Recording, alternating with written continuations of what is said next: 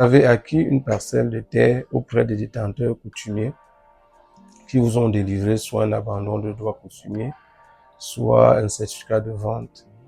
Il se trouve maintenant qu'après avoir construit votre maison, vous n'avez pas de titre foncier sur le terrain. La question aujourd'hui, c'est de savoir comment vous faites pour devenir propriétaire de la parcelle de terre sur laquelle se trouve votre maison. Vous devez savoir premièrement que vous êtes installé sur le domaine national. Donc, le domaine national est géré par l'État. Et dans ce sens, vous êtes un occupant après le 5 août 1974. Donc, vous devez initier une procédure de concession. La procédure de concession commence par une demande que vous allez déposer auprès des administrations concernées qui a trait à vos éléments de filiation et au croquis de la parcelle que vous sollicitez une cession et le projet, le devis estimatif et descriptif du projet à réaliser. Donc, une fois que vous avez fait cette demande, parce que la concession en fait c'est une immatriculation indirecte, donc vous allez donc obtenir, le sous-préfet fera sa descente.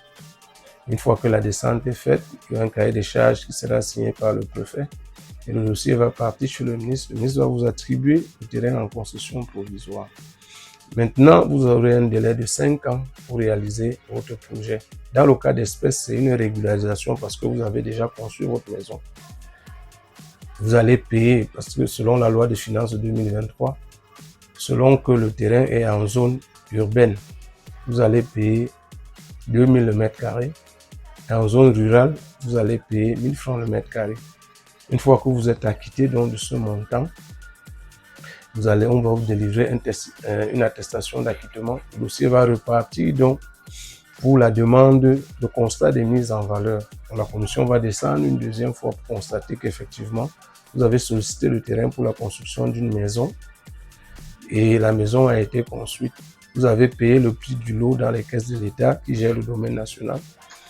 Et maintenant, le dossier va remonter. Une fois que le constat de mise en valeur est effectif au ministère, le ministère va vous attribuer, va vous délivrer un arrêté en concession définitive. Et c'est la concession définitive donc que vous allez transformer en titre foncier.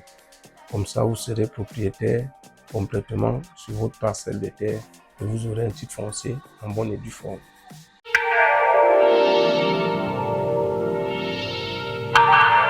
Si le vendeur est décédé, la procédure ne change pas. La procédure reste la même parce que le certificat d'abandon des droits coutumiers ou le certificat de vente, en réalité, ce n'est pas un acte juridiquement valable parce que la seule forme de transaction sur les terrains au Cameroun, elle est par voie notariée.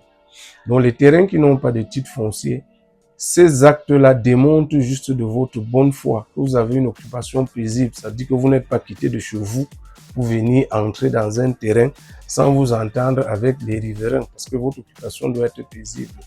Donc ça ne démontre que de votre bonne foi. Ça veut dire qu'avec ce papier-là, c'est ça qui montre comment vous êtes en fait arrivé sur le terrain. Que vous n'êtes pas arrivé par la violence, vous êtes arrivé en bon terme.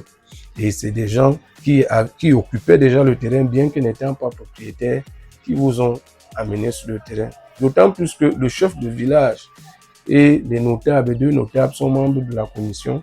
Ils doivent signer le PV. Et la plupart du temps, ils disent toujours que soit le village ne vous connaît pas, soit on ne vous a jamais vu au village. Ils revendiquent quand même que le village, que votre occupation soit paisible. À travers ces actes-là, ça prouve clairement que vous êtes arrivé au village, vous êtes intégré sans problème. Donc, cette procédure, en fait, elle ne tient pas compte que le vendeur soit vivant ou qu'il soit décédé.